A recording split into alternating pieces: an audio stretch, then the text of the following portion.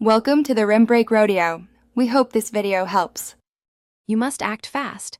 Power the phone off to avoid short circuits because electricity plus moisture damages circuits. Once off, remove the case, SIM, SD card, and any accessories so moisture can escape.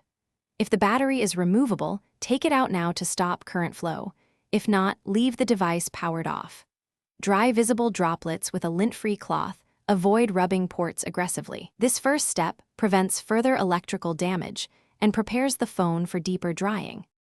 Now focus on extracting trapped moisture.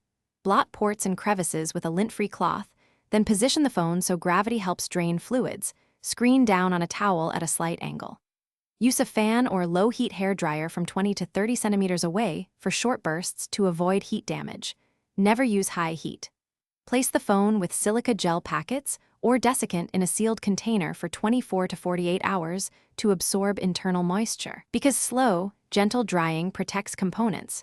Once the drying period is complete, reinsert the battery and SIM, then power the phone on. This checks whether components recovered.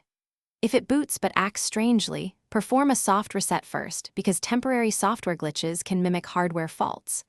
If problems remain, no boot, random shutdowns, or poor reception, inspect for corrosion in ports and seek professional repair.